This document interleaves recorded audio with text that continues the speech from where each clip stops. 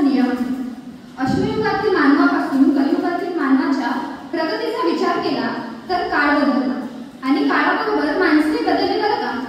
माणसाच्या राहण्यापिण्याच्या सवयी बदलल्या. आजच्या माणसाचं जीवन म्हणजे जणू पाण्याचा बुडबुडा. 100 आहे तर 100 नाही. म्हणूनच आपल्या हातात उरलेलं अखंड आयुष्य आणि मृत्यूनंतरच्या आयुष्याचं आपल्याला कसं सोनं करता येईल हे आपण पाहू. मी मृत्यूनंतरचं आयुष्य असं म्हणाले काय? हे कसं शक्य असेल? मृत्यूनंतर कसं आयुष्य असेल हे सांगण्यासाठी मी आज आपल्यासमोर विषय मांडत आहे अवयवदान. जन पळभर म्हणतील हाय हाय मी जाता राहील कार्य काय. जन पळभर म्हणतील हाय हाय मी जाता राहील कार्य काय. कविवर्य भा.रा. तांबे यांची कविता. आजचे धावपळीचे जीवन, त्यातून उद्भवणारे वेगवेगळे आजार, पावलोपावली घडणारे अपघात, यातूनच कोणाचा मृत्यू होतो तर कोणाला अपंगत्व प्राप्त होते. आपण इथून गेल्यानंतर या जगात आपले काहीच राहत नाही. लोक 4 दिवस शोक करतात आणि त्यानंतर मात्र आपापल्या कामाला सुरुवात करतात. जगभरातील सर्व प्रगत संस्कृतींमध्ये कोणत्याही दानाला सर्वश्रेष्ठ असे मानले जाते. माझ्या मते सर्वात निर्विकार आणि सर्वश्रेष्ठ ठरेल असे दान म्हणजे अवयवदान.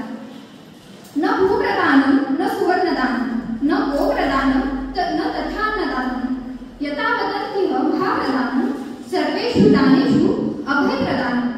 भगवद्गीतेमध्ये देखील म्हटले आहे भूदान नाही, सुवर्णदान नाही, गोदान नाही, तसेच अन्नदानही नाही. या सर्व दानांपेक्षा अभयदान म्हणजे जीवनदान हे सर्वश्रेष्ठ आहे.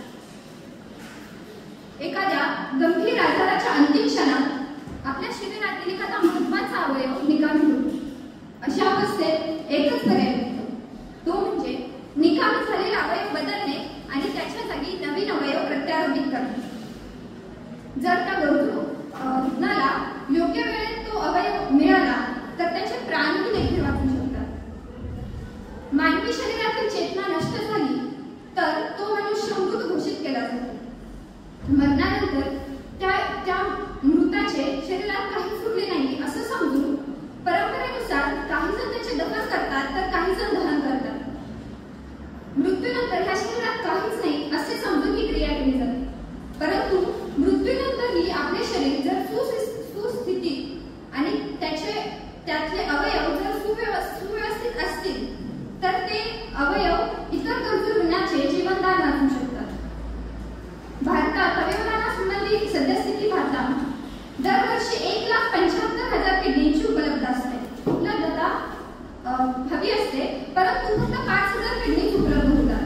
तसेच दरवर्षी 50,000 हृदय आणि यकृतांची आवश्यकता असते, पण फक्त 30 हृदय आणि 700 यकृतेच उपलब्ध होतात.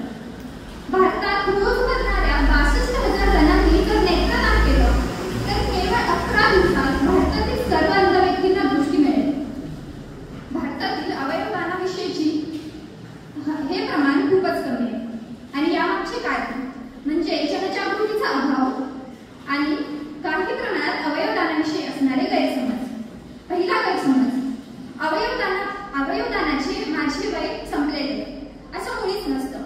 अवयवदानासाठी विशिष्ट किंवा निश्चित असं वय नसतं. कोणताही व्यक्ती अवयवदान करू शकतो, फक्त त्यासाठी काही वैद्यकीय चाचण्या कराव्या लागतात. त्यानुसार डॉक्टरांच्या सल्ल्यानुसार तुम्ही अवयवदान करू शकता. दुसरा गैरसमज, अवयवदान केल्याने अंतिम संस्काराला वेळ आहे.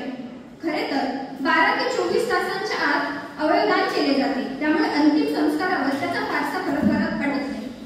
तिसरा गैरसमज, मृत्यू पश्चात नेत्रदान केलं तर पुढील जन्मी आंधळेपणा येतो. हे अत्यंत चुकीचा गैरसमज आहे. मृत्यू पश्चात नेत्रदान केले तर तुम्ही इतरांचे आयुष्य प्रकाशमान करू शकाल. असे एक ना